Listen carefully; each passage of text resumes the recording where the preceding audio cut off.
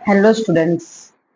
आज हम लोग 10th स्टैंडर्ड के मैथ्स 2 का फर्स्ट चैप्टर सिमिलैरिटी जो चालू है उसकी प्रैक्टिस सेट 1.3 सॉल्व करेंगे। तो सबसे पहले टेक्स्ट बुक के पेज नंबर 20 पर छोटी सी एक्टिविटी दी है, उसको सॉल्व करते हैं। स्टार्ट करते हैं। इन the given figure BP perpendicular AC, figure दिया है हमको। बीपी ये एसी को परपेंडिकुलर कर रहा है। CQ perpendicular to AB, CQ AB को परपेंडिकुलर है। APC APC AQB यानी कि ये लाइंस में है। Then prove that triangle APB and triangle AQC are similar. ठीक है, प्रूफ उन लोगों ने लिखा है, सिर्फ हमको फिल करने हैं कुछ values. In triangle APB and triangle AQC, ये दोनों ट्रायंगल्स में एंगल APB, यहाँ पर डिग्री का साइन है यानी कि वो कितना डिग्री है, APB यहाँ पर ये साइन दिया है 90 डिग्री का। इसका मतलब इस साइड भी वो 90, इस साइड भी 90 डिग्री। तो यहाँ पर हम लोग लिखेंगे इसको, ये 90 डिग्री है। ठीक है, और एंगल AQC ये भी 90 डिग्री हो गया। तो एंगल APB और एंगल AQC दोनों कॉन्ग्रुएंट हो गए। एंगल PAB, ये PAB और QAC ये भी कॉमन कॉन्ग्रुएंट रहेगा। ये क्यों कॉन्ग्रुएंट है, क्योंकि हम लोग बीच में जो है एंगल A की बात कर रहे हैं और ये दोनों क्या है, दोनों जगह पर ये क्या है, कॉमन एंगल है, यानी कि एक ही एंगल A की बात कर रहे हैं हम लोग। ठीक है, ये यहाँ से लो या यहाँ से लो, एक ही एंगल है A, तो वो हम लोग उसको लिए लिखते हैं कॉमन एंगल। तो इसका मतलब दो एंगल इक्वल हो गए, एक तो ये वाला एंगल इक्वल हुआ Q और P, और दूसरा A वाला एंगल इक्वल हो गया दोनों में। तो इसका मतलब ट्रायंगल APB और AQC AA test of similarity से इक्वल कर रहा है। AA टेस्ट यानी एंगल। ठीक है, इसी तरह अगर तीनों एंगल इक्वल है तो वो ट्रिपल A टेस्ट हो जाता है। ठीक है, अगर तीन साइड्स इक्वल होती है तो वो ट्रिपल S टेस्ट होता है। और चौथा होता है SAS टेस्ट, उसमें एक साइड फिर एक एंगल और फिर एक साइड, यानी कि दो साइड के बीच का एक एंगल इक्वल होता है, तो इसको हम लोग SAS टेस्ट कहते हैं।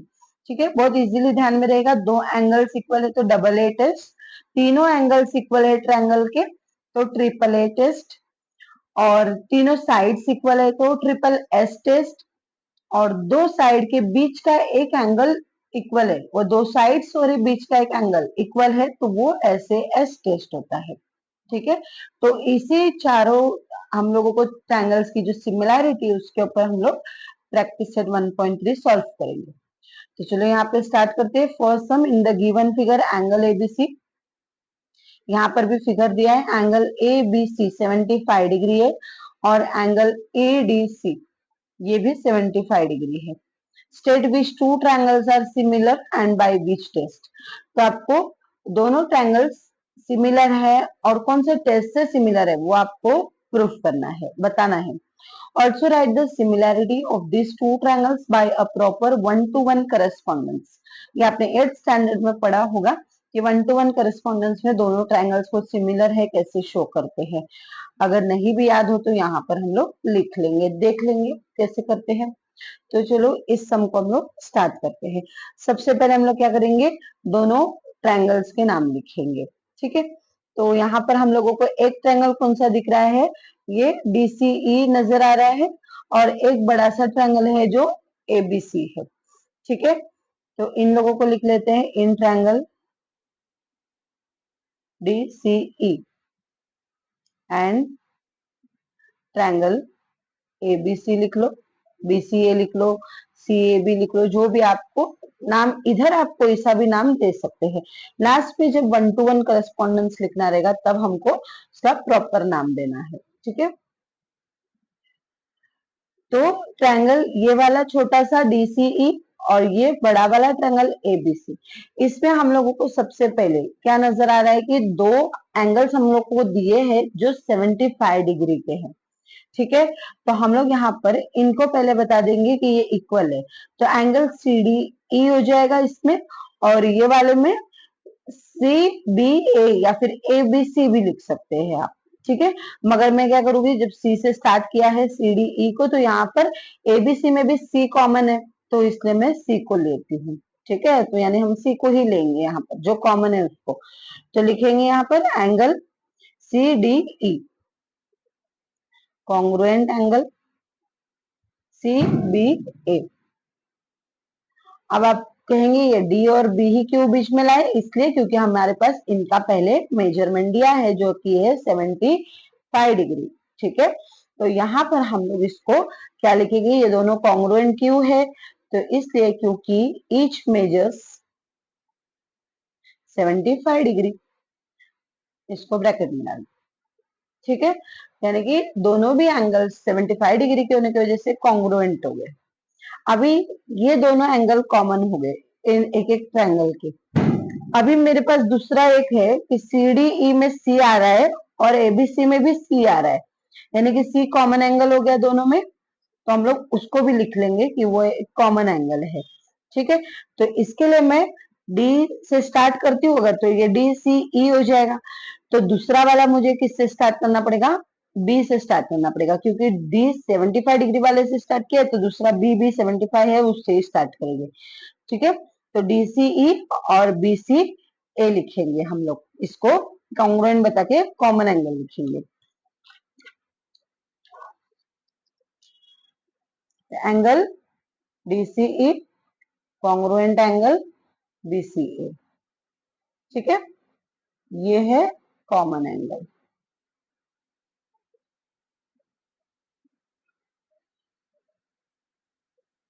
समझ गए, एक हमने लिखा 75 डिग्री वाला और दूसरा हमने लिखा कॉमन एंगल वाला। अभी तीसरा एंगल इसमें कौन बच रहा है, सिर्फ वही बच रहा है जो एंगल ए और ई है, तो इसकी हमको वैल्यूज दी नहीं है और हमें पता भी नहीं है दोनों कितने डिग्री के हैं, तो हम लोग इन लोगों के बारे में कुछ नहीं लिखेंगे, बिकॉज दो एंगल्स के ऊपर हमारे पास टेस्ट मौजूद है, ए टेस्ट। तो हम लोग ये ट्रायंगल्स को बता देंगे ए टेस्ट ऑफ सिमिलैरिटी से दोनों भी इक्वल है। ठीक है, तो फिर इनका नाम जो है 1 to 1 करस्पॉन्डेंस में कैसे लिखेंगे कि जो 75 डिग्री वाला है तो उसके साथ 75 डिग्री वाले का नाम, यानी जब मैं पहले डी लिखूंगी तो इस वाले ट्रायंगल के लिए मुझे पहले बी लिखना होगा, फिर मैं अगर इसके लिए सी लिखती हूँ तो इसके लिए भी मुझे सी लिखना है क्योंकि वो कॉमन एंगल है, और लास्ट में मैं जब इस छोटे वाले के लिए ई लिखूंगी तो यहाँ पर बड़े वाले के लिए मैं ए लिखूंगी, जो हमने बताया नहीं किसी भी इसमें सिमिलर है। ठीक है, तो इसको बोलते हैं 1 to 1 करस्पॉन्डेंस, यानी जो इसका एंगल तो उसका भी वही सेम एंगल, इसका सेम एंगल इसका वो। ठीक है, तो दोनों ट्रायंगल्स में आपको सेम एंगल्स शो करने होते हैं। तो चलो ये दोनों लाइंस हम लोग लिख लेते हैं। यहाँ पर ये ट्रायंगल जो है दोनों डी सी ई और कॉन्ग्रुएंट हो जाएगा, ये डी के लिए बी है, सी के लिए सी और ई के लिए ए, ये दोनों हो जाएंगे congruent A test of similarity से।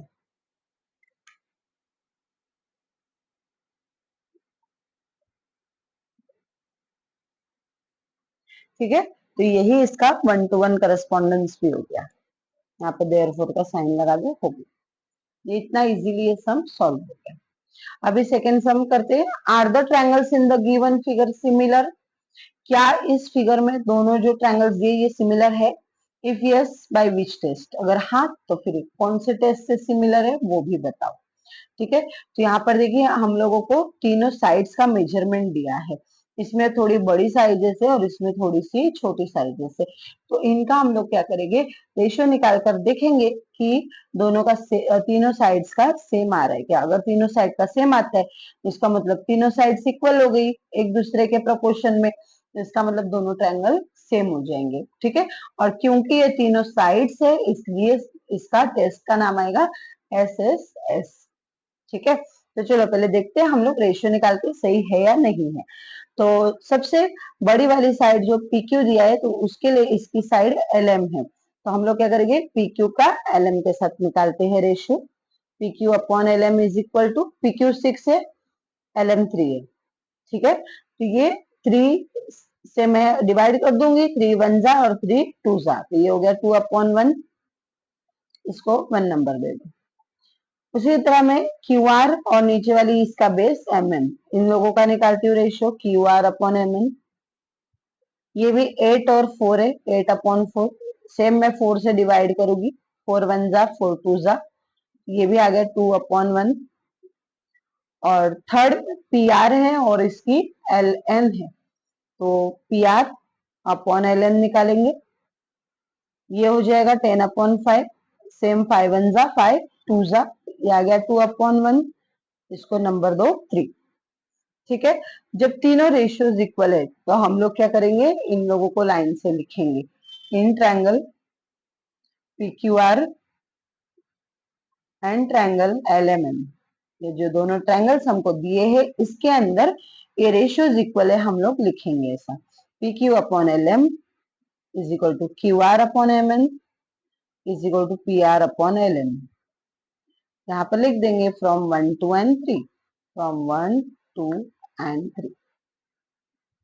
ठीक है, इतना लिख दिया, तो इसका मतलब क्या है, तीनों दोनों ट्रायंगल्स इक्वल है, तीनों साइड्स की इक्वल होने की वजह से, और इसका मतलब ये एसएसएस टेस्ट ऑफ सिमिलैरिटी से इक्वल है। तो therefore triangle P Q are congruent triangle LMN by triple S test of similarity।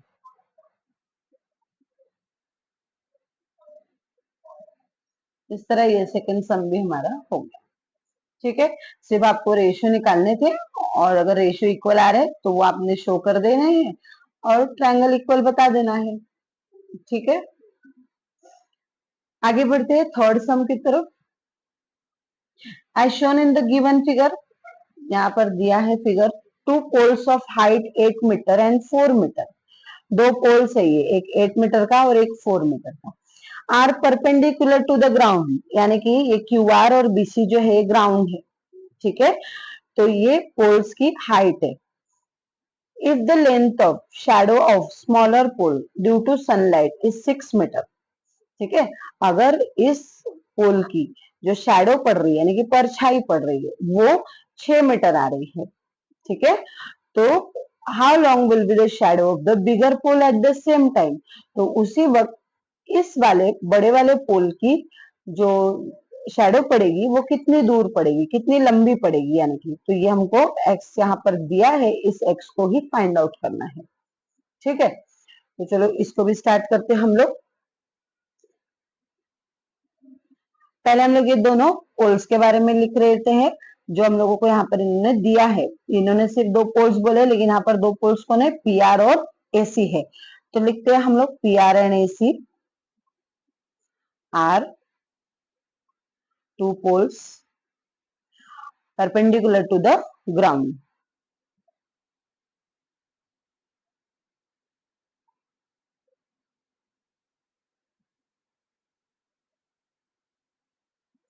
ठीक है, उसके बाद उनकी शैडो जो पड़ रही है इस तरफ, यानी कि ये शैडो कितनी है, क्यू आर और बीसी है।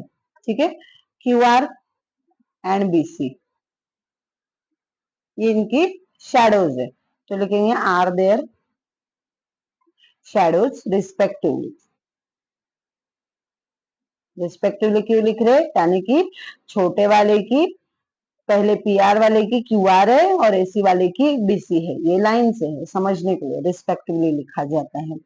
ठीक है, तो हम लोग क्या लिखेंगे, सिंस द शैडोज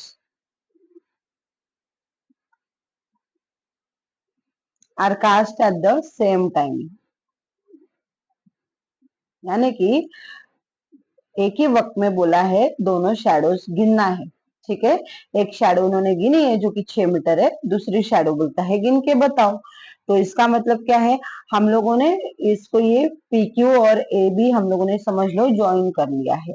ठीक है, जो पी आर की शैडो क्यू आर है और एसी की शैडो बीसी है, अब ये परपेंडिकुलर है, तो हमने यहाँ पर इनको जोड़ लिया है, तो ये क्या बन गया, ट्रायंगल बन गया, तो इसका मतलब दोनों ट्रायंगल्स क्या है, इक्वल है। तो क्या हो जाएगा, therefore triangle P Q are congruent triangle ABC। ठीक है, दोनों ट्रायंगल्स इक्वल हो गए। इसका मतलब क्या है, इन लोगों के जो साइड्स है वो क्या रहेंगे, प्रपोर्शन में रहेंगे, जैसे अभी हम लोग ने यहाँ पर देखा था। ठीक है, तो जो हम लोगों को साइड्स दी है हम उनके मेजरमेंट ले लेते हैं। पी क्यू और एबी का मेजरमेंट दिया नहीं तो हम उनको नहीं लेंगे, दो वाले लोगों को ले लेंगे। ठीक है, पी आर और एसी प्रपोर्शन में रहेंगे तो उसी प्रपोर्शन में क्यू आर और बीसी भी रहेंगे। हमने यहाँ देखे थे ना, सब साइड जैसे सिमिलर प्रपोर्शन में है, उसी तरह। तो हम लोग यहाँ पर अभी लिखेंगे आगे P R upon AC. P R के साथ एसी है और क्यू आर के साथ बीसी है। ठीक है, तो यहाँ पर क्या लिखने का reason, corresponding sides of similar triangles are in proportion.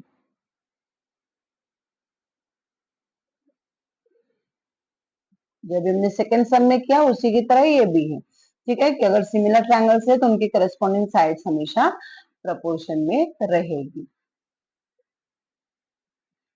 ठीक है, इतना लिख लिया। तो अब हमारे पास मेजरमेंट है, पी आर जो है छोटा वाला पोल था उसकी मेजरमेंट 4 थी और एसी बड़ा वाला था उसकी 8 थी।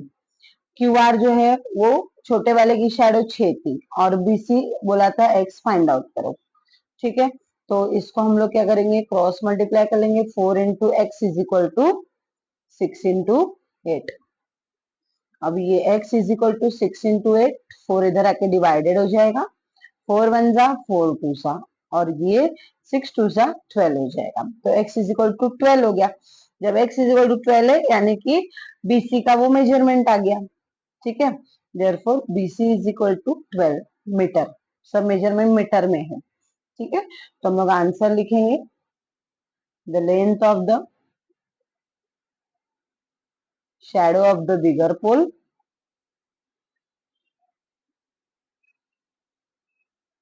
is, या विल बी लिख लो, विल बी 12 मीटर। बड़े वाले जो पोल है उसकी शैडो 12 मीटर रहेगी। ठीक है, यहाँ पर थर्ड सम भी हो गया। अब आगे बढ़े फोर्थ सम के लिए। इन ट्रायंगल एबीसी, यहाँ पर ट्रायंगल एबीसी दिया है। एपी परपेंडिकुलर है बीसी को और बीक्यू परपेंडिकुलर है एसी को। ये बीपीसी लाइन में है और एक्यूसी भी लाइन में है। तो प्रूफ करो ट्रायंगल सीपीए, ट्रायंगल सीपीए यानी ये वाला, ये इस तरफ का आधा triangle, and congruent triangle CQB, congruent triangle CQB यानी ये आधा वाला ट्रायंगल इस नीचे वाले आधे ट्रायंगल से इक्वल है। ठीक है, आधा इसलिए कह रही हूँ क्योंकि ऊपर और एक ट्रायंगल बना हुआ है, ये लाइन से दो ट्रायंगल हो जा रहे हैं इसलिए। If AP is equal to 7, AP 7 है, BQ 8 है, BC 12 है, तो AC फाइंड करो बोलता है। ठीक है, तो चलो इस सम को सॉल्व करते हैं। इस तरह से फाइंड किया जाएगा। इसमें हम लोग क्या करेंगे, पहले प्रूफ कर देंगे कि दोनों ट्रायंगल कॉन्ग्रुएंट है, जो यह इन्होंने बोला है। तो कौन से टेस्ट से वो कॉन्ग्रुएंट है वो हमको प्रूफ करना पड़ेगा। और जब वो प्रूफ कर देंगे तो हम लोगों को उनकी जो साइड्स है वो वापस से प्रपोर्शन में मिल जाएगी। मतलब हम लिख लेंगे जैसे यहाँ पर थर्ड सम में लिखा था, और उस तरह से फिर हम लोग वैल्यूज पुट करके इसकी लास्ट फाइनल वैल्यू AC की फाइंड कर लेंगे।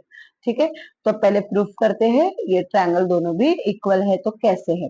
ठीक है, तो सबसे पहले देखेंगे हम लोग कि ये जो CPA है इसमें P हम लोगों को 90 डिग्री मिल रहा है, और दूसरा ट्रायंगल बोला है CQB।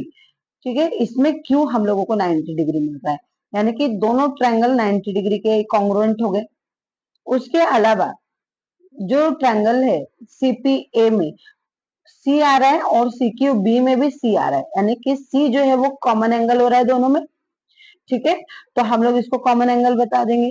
तीसरा एंगल हम लोगों को नहीं मालूम A और B कितना डिग्री रहेगा, तो इसलिए उसको हम लोग छोड़ देंगे। तो जब दो एंगल्स हमारे पास इक्वल है that means A test of similarity से दोनों ट्रायंगल इक्वल हो जाएंगे।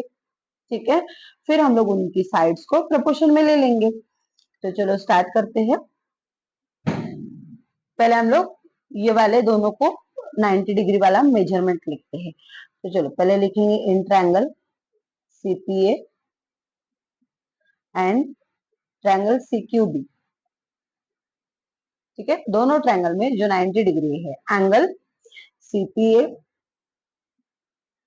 Congruent angle सीक्यूबी। क्यों कॉन्ग्रुएंट है? क्योंकि दोनों भी 90 डिग्री के हैं, तो लिखेंगे ईच मेजर्स 90 डिग्री।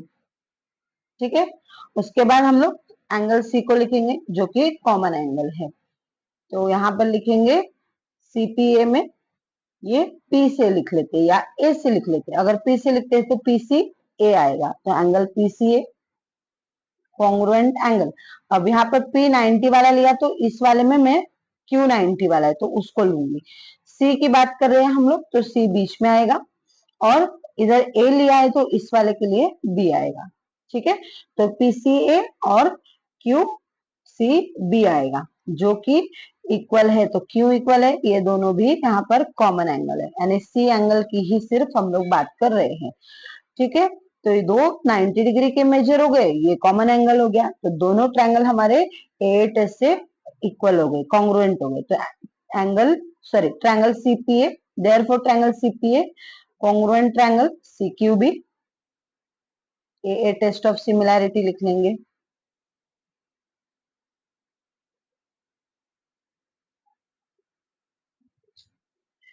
ठीक है, अब हमने प्रूफ कर दिया कि ये दोनों ट्रायंगल जो है सीपीए और सीक्यूबी 8 से कॉन्ग्रुएंट हो गए।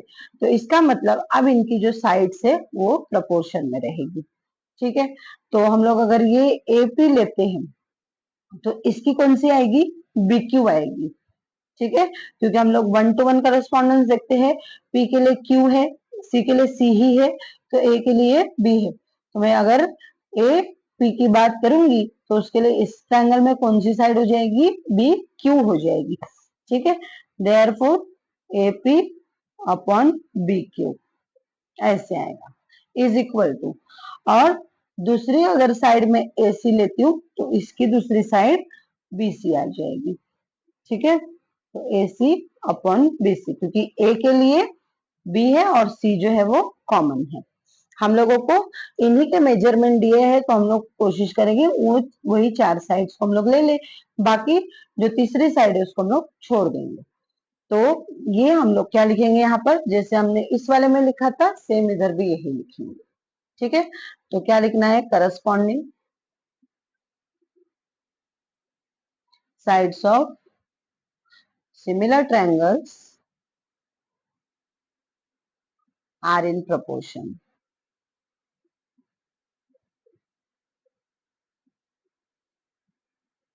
ठीक है, इतना लिख लिया।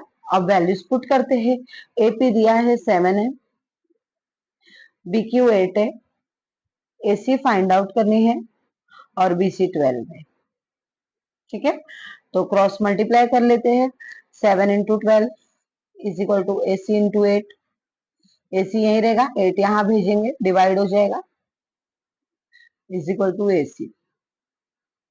4 से कर लो, 4 टू जा 4 3 जा, और फिर 7 3 जा 21 आता है। 4 3 जा 20, सॉरी 7 3 जा 21, और नीचे ये 2 है उसको वैसे ही रखते हैं, इज इक्वल टू एसी। तो 21 को 2 से डिवाइड करेंगे, 2 1 जा 2 आएगा, 2 से 1 को डिवाइड नहीं होता है, 0 जा होगा, पॉइंट लगाएंगे, 1 पे 0 लगाया 10 हो गया, 2 5 जा।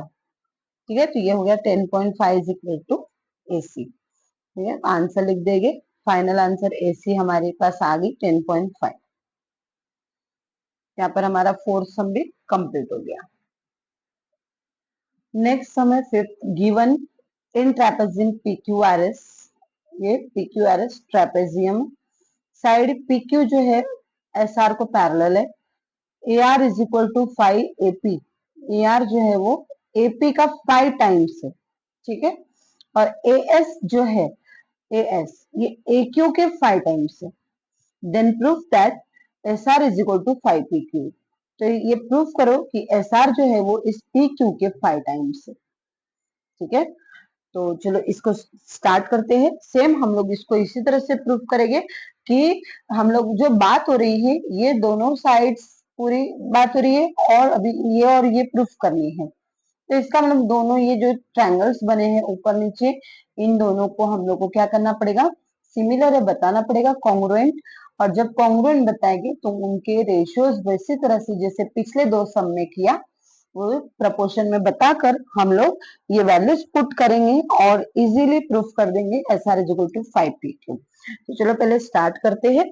जो हम लोगों को दिया है PQ एस आर को पैरेलल है, ठीक है। तो side PQ parallel side S R. अब जब दो साइड्स पैरेलल है तो उसमें बीच में से जो लाइन जाती है उसको हम लोग ट्रांसवर्सल कहते हैं। तो यहाँ पर हम लोग क्या करेंगे, QS जो लाइन है इसको पकड़ेंगे इसकी transversal, and line QS is the transversal.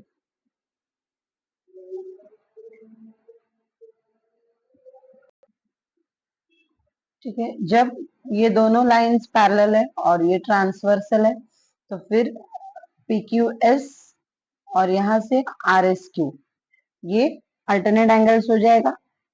ठीक है, तो यहाँ पर हम लोग लिखते हैं angle RSQ congruent angle PQS, ये अल्टरनेट एंगल्स हो गए।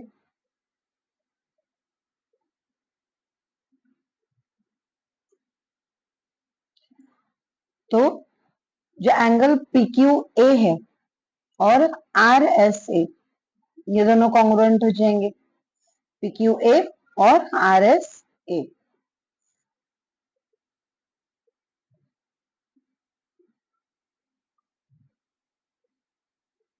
ठीक है, क्यों? क्योंकि QA और S लाइन में है, इसको हम लोग 1 नंबर बोलते हैं। अभी जो दोनों ट्रायंगल है, एक ऊपर PQA है और नीचे एक छोटा सा RSA है, हम लोग इन दोनों को प्रूफ करेंगे कि ये दोनों सिमिलर है, कॉन्ग्रुएंट है। तो चलो इस प्रोसेस में लगे पहले कि in triangle PQA and triangle RSA। सबसे पहले ये हम लोगों को जो एंगल PQA और RSA पता चला था कि इक्वल है, PQA और RSA, ठीक है, इसलिए क्योंकि अल्टरनेट एंगल से इक्वल थे। तो इनको हम लोग लिख लेते हैं कि एंगल PQA, ये वापस लिखेंगे यहाँ पर angle PQA congruent angle RSA, यहाँ लिख देंगे फ्रॉम 1। ठीक है, उसके बाद एक दूसरा एंगल प्रूफ करना चाहेंगे हम लोग कि वो भी कॉन्ग्रुएंट है, तो उसके लिए सिंपली ये ए वाला एंगल प्रूफ कर सकते हैं, PAQ, और यहाँ से ये RAS, ए हमारा कॉमन एंगल हो जाएगा। दूसरी चीज यहाँ पर कॉमन एंगल नहीं, सॉरी, ये जो है वर्टिकली अपोजिट एंगल्स होते हैं पैरेलल लाइंस और ट्रांसवर्सल में जो ऐसे आते हैं ऊपर नीचे। ठीक है, तो यहाँ पर हम लोग इसको लिखेंगे angle PAQ congruent angle RAS vertically opposite angles.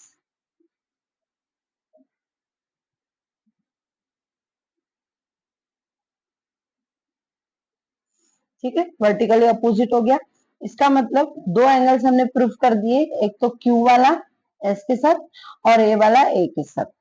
ठीक है, ऊपर नीचे, तो दो एंगल जब इनमें इक्वल हो गए तो इसका मतलब ये ए टेस्ट ऑफ सिमिलैरिटी से दोनों ट्रायंगल इक्वल हो गए।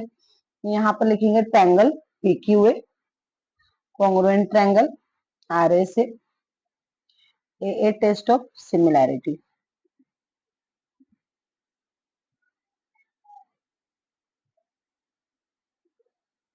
अब जब हमने ये प्रूफ कर दिया कि दोनों ट्रायंगल इक्वल है तो इसका मतलब उनकी जो साइड्स है वो प्रपोर्शन में रहेगी। ठीक है, जैसे थर्ड और फोर्थ सम में किया, तो हम लोग इनकी साइड्स को लिखते हैं। अभी देयरफॉर PQ, तो PQ के साथ कौन आएगा, क्योंकि A के साथ A है, Q के साथ S है, R के साथ P है, तो जब PQ तो यहाँ से ये RS आएगा इज इक्वल टू, ये साइड लेती हूँ मैं AQ, तो इसकी ये वाली आएगी AS, और इस साइड में लास्ट में ये AP आएगी, तो ये आ जाएगी AR, AP अपॉन AR। यहाँ पर हमको क्या लिखना पड़ेगा, रीजन जो वही दोनों सम में पीछे लिखा, तो मैं नीचे लिख रही हूँ corresponding sides of similar triangles are in proportion.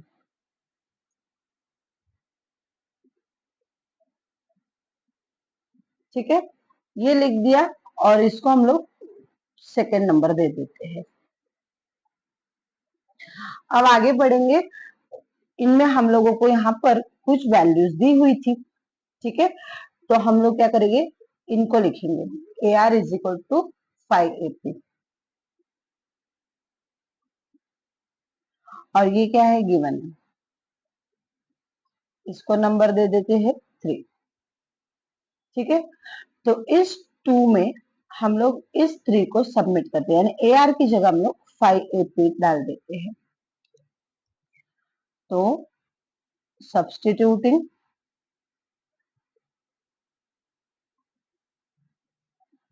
3 इन 2, ठीक है, वी गेट, बाकी सब चीजें वैसे ही रहेगी, P Q upon R S is equal to A Q upon A S is equal to AP भी वैसा ही रहेगा और ये ए आर की जगह हम लोग 5AP लिखेंगे। ठीक है, अब ये एपी एपी कट जाएगा, एपी बन जा हट गया, तो यहाँ पर P Q upon R S is equal to A Q upon A S is equal to, ऊपर से 1 बचेगा, नीचे 5 बचेगा। ठीक है, तो इसको हम लोग 4 नंबर दे देते हैं। जब हम लोगों को ये मिल गया तो इसका मतलब क्या है, P Q upon R S भी 1/5 होता है और ए क्यू अपॉन ए एस भी 1/5 होता है। ठीक है, तो मैं यहाँ पर लिखती हूँ P Q upon R S is equal to 1/5 from 4। समझ गए, दोनों चीजें इक्वल है, तो अब मैं क्रॉस मल्टीप्लाई करती हूँ, तो ये क्या हो जाएगा, आर एस वन जा आर एस हो जाएगा और ये पी क्यू 5 से मल्टीप्लाई हो जाएगा, तो ये हो जाएगा 5 पी क्यू जा। ठीक है, तो ये हम लोगों को प्रूफ करने के लिए वही कहा था कि S R is equal to 5 PQ, proof करो, तो ये प्रूफ हो गया। ठीक है, सिंपली आपने क्या करना है, पहले दोनों ये पैरेलल लाइंस है, इसका मतलब ये ट्रांसवर्सल है, ट्रांसवर्सल में दोनों एंगल्स अल्टरनेट एंगल करके प्रूफ कर दिया, ये दोनों एंगल अपोजिट वर्टिकली अपोजिट से प्रूफ किया, तो इसका मतलब दोनों ट्रायंगल इक्वल हो गए, दोनों ट्रायंगल इक्वल हो गए, तो इनकी जो साइड्स है तीनों वो रेशियो में आ जाएगी, प्रोपोर्शन में, उनको लिख लिया। सिंपली आपको वैल्यू दी हुई थी उसको पुट किया, वो आप यहाँ पर भी पुट कर सकते थे। ठीक है, एएस की जगह 5AQ भी पुट कर सकते थे, मैंने एक ही प्रूफ कर लिया तो हो गया ये।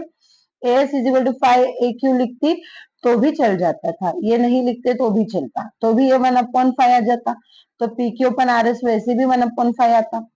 ठीक है, और फिर वही क्रॉस मल्टीप्लाई करके हम लोग निकाल देते हैं, तो इस तरह से ये प्रूफ हो गया। अभी इसका 6 sum, in trapezium ABCD side AB parallel side DC, AB DC को पैरेलल है, डायगोनल से इसके AC एंड BD ये intersect in point O, AB है 20, AB 20 दिया है, DC 6 दिया है, OB 15 है, देन फाइंड OD। ठीक है,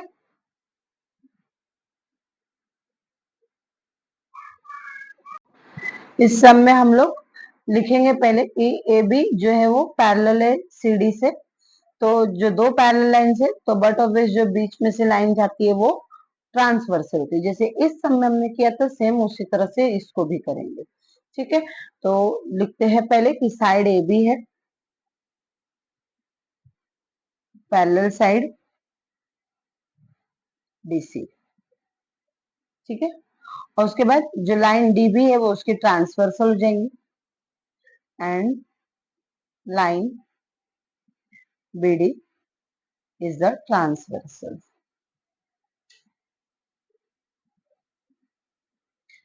ट्रांसवर्सल हो गई, तो अभी हम लोग ये जो एंगल CDB और एंगल ABD, ये अल्टरनेट एंगल्स के हिसाब से कॉन्ग्रुएंट हो जाएंगे, तो उसे लिखते हैं angle CDB congruent angle ABD। कैसे इक्वल हुए ये? अल्टरनेट एंगल से।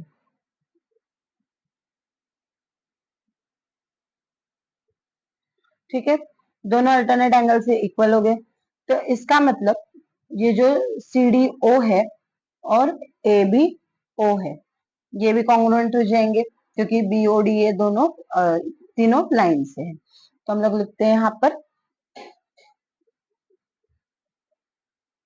Angle CDO congruent angle ABO। क्यों? क्योंकि BO और D ये लाइन। ठीक है, इतना लिख दिया। अभी हम लोग क्या करेंगे, ये जो दोनों ट्रायंगल है COD और AOB, ये हम लोग बताएंगे कि कॉन्ग्रुएंट है। ठीक है, तो इसके लिए क्या करना पड़ेगा, वो इसी तरह से हम लोग जो उस वाले में किया कि एंगल A को हमने वर्टिकली अपोजिट करके प्रूफ किया, तो इधर भी ये हो जाएगा। वो जो है वो वर्टिकली अपोजिट है, तो लिखते हैं हम लोग यहाँ पर angle COD congruent angle AOB। क्यों इक्वल है, कॉन्ग्रुएंट है? Because they are vertically opposite. ये लिख लो, वर्टिकली अपोजिट एंगल्स। ठीक है, COD और AOB वर्टिकली अपोजिट हो गए। इसका मतलब ये दोनों ट्रायंगल में जब दो दो एंगल्स इक्वल हो चुके हैं, तो इसका मतलब ये ए टेस्ट ऑफ सिमिलैरिटी से इक्वल हो गया। तो हम लोग लिखेंगे therefore triangle COD congruent triangle AOB, और यहाँ पर लिखेंगे ए test of similarity.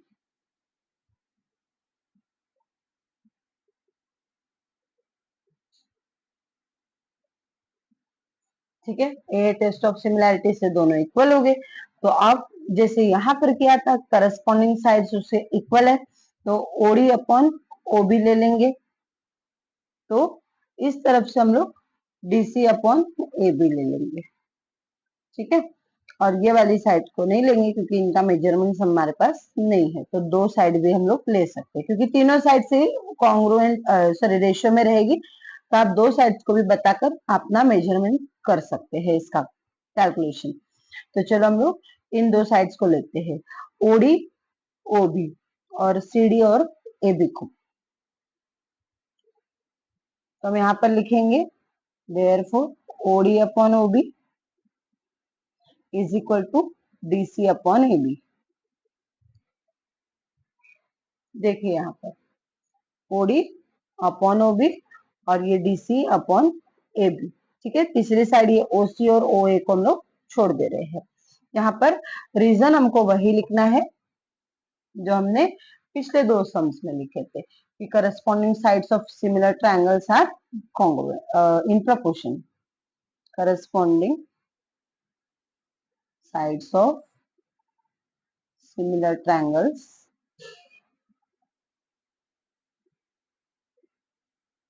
Are in proportion. ठीक है, ये इतना हो गया। अब इनकी वैल्यूज पुट कर लेते हैं। ओडी हम लोगों को फाइंड आउट करने के लिए कहा है, ओडी को वैसा ही रखो। ओबी की वैल्यू 15 दी है, डीसी की वैल्यू 6 है और एबी की वैल्यू 20 है। ठीक है, तो क्रॉस मल्टीप्लाई कर लेते हैं। ओडी का 20 के साथ मल्टीप्लाई इज इक्वल टू 6 का 15 के साथ। 20 यहाँ पर आ जाएगा, 6 इंटू 15 के साथ डिवाइड होगा, तो ये 5 3 जा 5 4 जा, तो ओडी इज इक्वल टू कितना आएगा, 6 3 जा 18 अपॉन 4।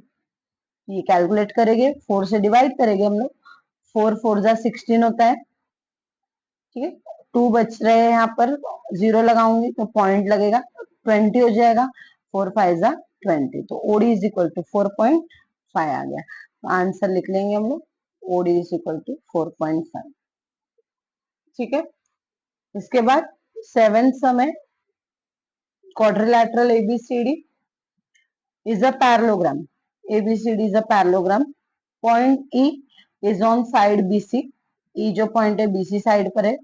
लाइन DE इंटरसेक्स रे AB, यानी जो AB है इसको आगे एक्सटेंड किया है T तक, और वो D जो लाइन बनाई है ये जाकर इस AB को T में इंटरसेक्ट कर रही है. ठीक है, तो prove that DE into BE is equal to CE into TE. ये प्रूफ करने के लिए कहा है. तो चलो हम लोग इसको लिखते हैं. पहला, यहाँ पर सेगमेंट ए बी जो है वो CD से पैरेलल है. ठीक है, क्योंकि जो पैरेललोग्राम होता है उसकी अपोजिट साइड्स हमेशा पैरेलल होती है. ठीक है, तो ए बी हम लोग लिखते हैं पहले CD से पैरेलल है.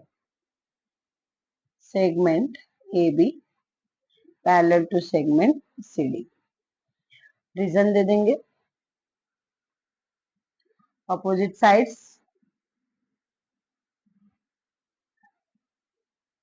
of a parallelogram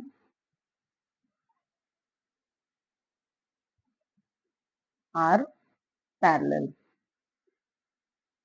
ठीक है, ये हमने लिख दिया. इसका मतलब जो AT है, AB को क्योंकि एक्सटेंड किया है AT तक, ठीक है, तो ये AT भी इसकी पैरेलल हो जाएगी CD को. ठीक है, तो यहाँ पर लिखते हैं हम लोग देयरफॉर, या दैट इज लिखते हैं IE, जो सेगमेंट AT है वो भी पैरेलल हो गई सेगमेंट CD को. क्यों? क्योंकि A, B और T ये लाइन में है. ठीक है, अब ये पता चल गया हमको AT और CD पैरेलल है. तो जब पैरेलल लाइंस के बीच में कोई लाइन जाती है तो वो क्या हो जाती है? ट्रांसवर्सल होती है. ठीक है, तो यहाँ पर दो पैरेलल लाइंस के बीच में ये वाली लाइन जा रही है, यानी कि जो TD है, तो ये हम लोग बोलेंगे यहाँ पर ट्रांसवर्सल है. Line TD is the transversal.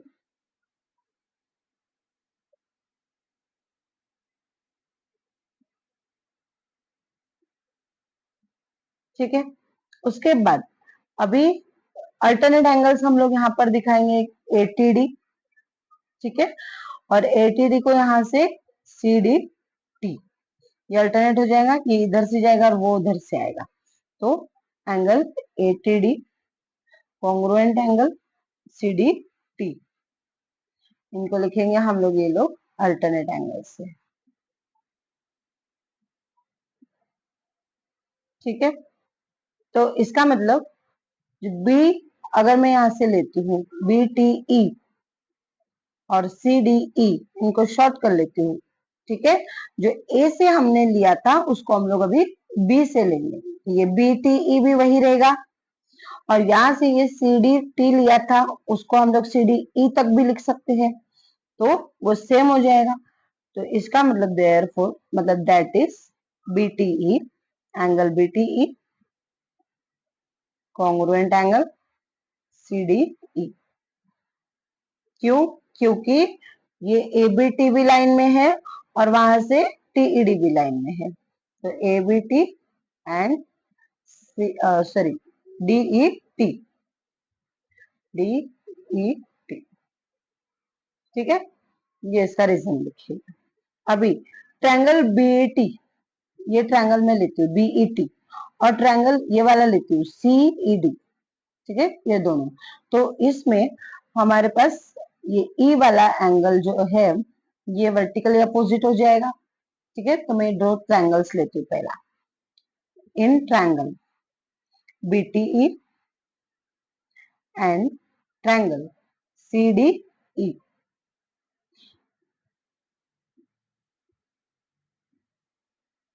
ठीक है, इन दोनों में हम लोगों को एक चीज पता चल रही है कि T और D वाला इक्वल है. ये यहाँ हमने प्रूफ किया. ठीक है, क्योंकि ये दोनों अल्टरनेट एंगल्स हो रहे. तो यहाँ पर हम लोगों को इसको लिखना पड़ेगा angle BTE congruent angle CDE. ठीक है, इसको यहाँ पर 1 नंबर देना चाहिए था हमें. इधर दे देती हूँ। तो यहाँ पर इसको वापस हम लोग लिख लेंगे फ्रॉम 1। ठीक है, एक एंगल ये प्रूफ हो गया सिमिलर है, और दूसरा ये ई वाला हम लोग प्रूफ कर देंगे वर्टिकली अपोजिट है। तो लिखते हैं एंगल बीईटी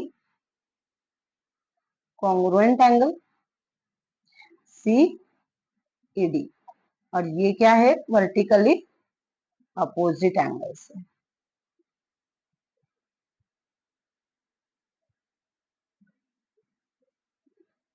ठीक है, ये वर्टिकली अपोजिट्स हो गए। ये अल्टरनेट एंगल से प्रूफ किया था, और ये वर्टिकली अपोजिट हो गए। जब दो एंगल्स इक्वल हो गए तो दैट मीन्स ए टेस्ट से ये ट्रायंगल इक्वल हो गए। ठीक है, तो लिख लेंगे हम लोग therefore triangle BET congruent triangle CED,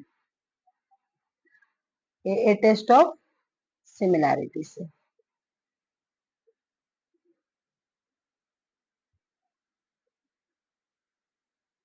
ठीक है, ये दोनों इक्वल हो गए। तो इसका मतलब अभी वही हम लोग लिखेंगे कि वापस से इनकी जो पिछले 2-3 सम में कर चुके कि करस्पॉन्डिंग साइड्स इनकी प्रोपोर्शन में होती है, तो वो करस्पॉन्डिंग साइड्स हम लोग प्रोपोर्शन में दिखाएंगे। ठीक है, तो यहाँ पर पहले हम लोग क्या करेंगे, ये बी लेंगे। बी के लिए कौन सी करस्पॉन्डिंग साइड है इसकी, सीई है। ठीक है, क्योंकि टी के लिए डी था, ई के लिए ई है, तो बी के लिए सी रहेगा। तो जब बीई की बात करोगी तो सीई हो जाएगा। तो ये हम लोग लिखेंगे therefore BE upon CE is equal to, दूसरी साइड हम लोग कौन सी लेंगे, टीई। टीई लेती हूँ तो यहां से ये टी के लिए डी था और ई के लिए ई रहेगा, तो टीई अपॉन डीई हो जाएगा। ठीक है, तीसरी साइड हम लोगों को लिखने की जरूरत नहीं, क्योंकि मुझे यही दो लोगों की जरूरत है। ठीक है, तो ये इतना दो जोड़ी हमने बता दी तो भी काफी हो जाता है। यहाँ पर हम लोग वही रीजन लिखेंगे जो अब तक लिखते आए, करस्पॉन्डिंग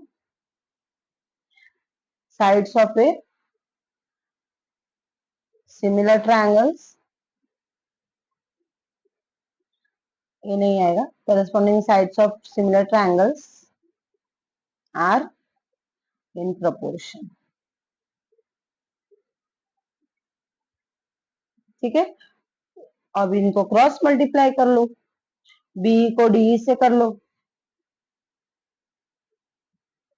और इक्वल टू टी को सी से कर लो। ये प्रूफ हो गया।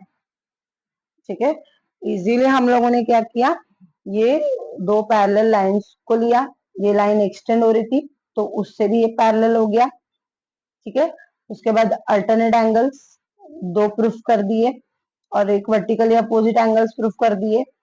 ट्रायंगल हम लोगों ने ये ए से लेने की जगह फिर हमने बी से लेकर ये कर लिया। ठीक है, जब ये दोनों ट्रायंगल ए टेस्ट से कॉन्ग्रुएंट हो गए तो फिर हम लोगों ने इनकी रेशियो साइड्स को हम लोगों ने रेशियो में ले लिया, प्रोपोर्शन में, और क्रॉस मल्टीप्लाई कर लिया। ठीक है, 3 से 4 सम हमने अभी जो किए वो नियर बाय सब सेम ही थे। तो चलो आगे बढ़ते हैं 8 सम पे। 8 सम है, इन the given figure segment AC and segment AC and BD intersect each other in point P, and AP upon CP is equal to BP upon DP. Then prove that triangle ABP congruent triangle CDP. ठीक है, दोनों triangles बोल रहा है equal है, proof कर। ठीक है, तो चलो लिखते हैं हम लोग ट्रायंगल ABP और CDP। In triangle ABP and triangle CDP, ठीक है, इसमें हम लोगों को रेशियो दिया है उन्होंने, जो ये वाला, इसको लिख लेते हैं पहले, AP upon CP is equal to BP upon DP, और ये गिवन है। ठीक है, उसके बाद ये हम लोगों को P वाला जो एंगल है ये पता चल रहा है वर्टिकली अपोजिट है, तो इसको हम लोग लिखेंगे angle APB congruent angle CPD। APB और CPD ये हो गया वर्टिकली अपोजिट एंगल्स।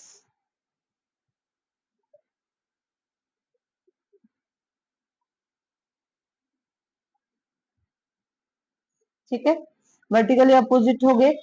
और हम लोगों को साइड्स दी हुई थी एपी सीपी से और बीपी डीपी से, और बीच का एंगल भी हमने इक्वल बता दिया। तो इसका मतलब मैंने शुरू में बताया था कि जब दो साइड्स और उनके बीच का एक एंगल इक्वल होगा तो वो एस ए एस टेस्ट रहेगा, साइड एंगल साइड टेस्ट। ठीक है, तो इस तरह से हम लोग बता देंगे कि देयरफॉर ट्रायंगल एबीपी सिमिलर है congruent triangle CDP SAS test of similarity से।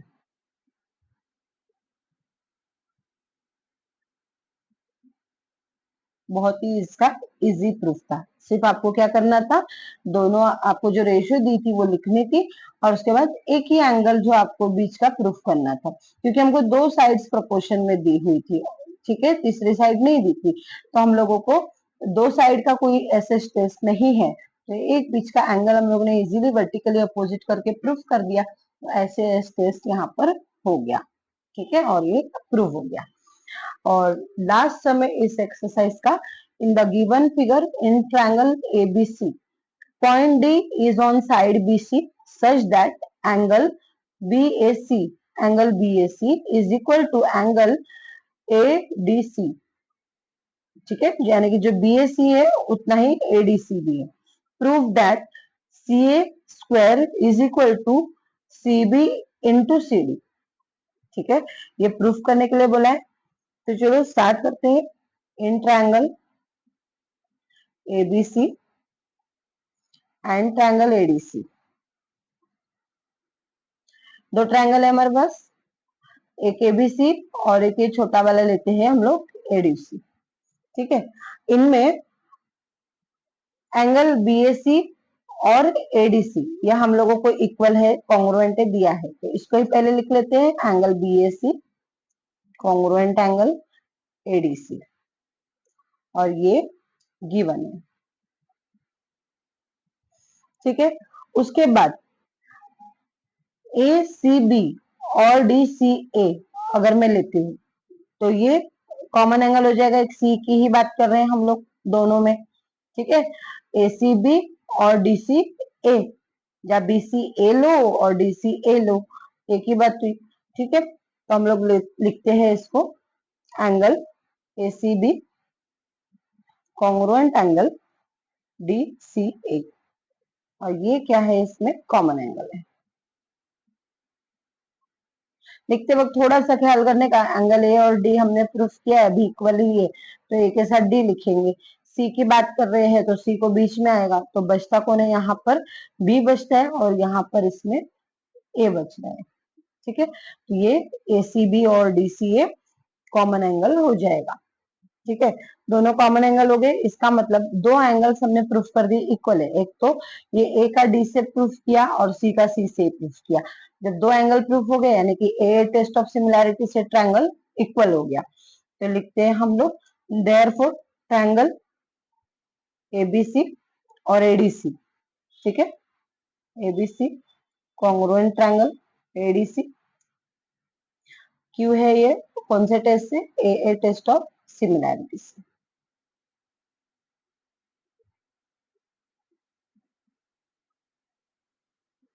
ठीक है, ये इक्वल हमने प्रूफ कर दिया, तो अब हम लोगों को मालूम है करस्पॉन्डिंग साइड्स वापस से प्रोपोर्शन में रहती है, तो साइड्स को लिख लेंगे हम लोग।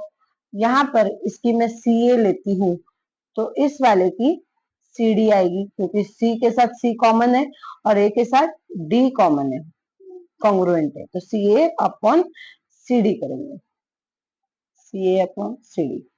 ठीक है, एंगल ट्रायंगल एबीसी में सी ए लिया तो एडीसी में सीडी लिया।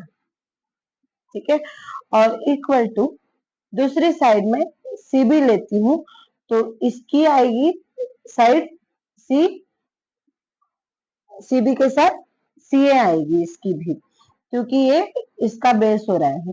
ठीक है, सीबी, और इसके लिए आएगी सीए। ठीक है, पहले वाले में जब सीए लिया था तो दूसरे वाले में सीडी आई थी, अब पहले वाले में सीबी ले रहे हैं तो हम लोगों को दूसरे वाले में सी ए लेना पड़ेगा, क्योंकि दूसरे ट्रायंगल में बी के साथ ए था। ठीक है, तो बी के साथ ए और सी के साथ सी। तो इस तरह से थोड़ा सा कंफ्यूजन है, अगर ज्यादा समझ में ना आए तो एक ट्रायंगल एबीसी अलग बना लो और एक एडीसी अलग बना लो, तो 1-to-1 करस्पॉन्डेंस में आपको इजीली समझ में आ जाएगा। ठीक है, तो इधर वही लिखेंगे हम लोग, corresponding sides of similar triangles are in proportion.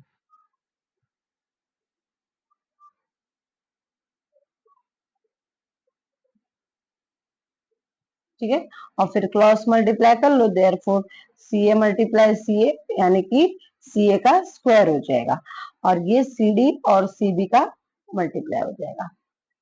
ठीक है, हेंस ये प्रूफ हो गया। यहाँ पर ये एक्सरसाइज प्रैक्टिस सेट खत्म होता है 1.3।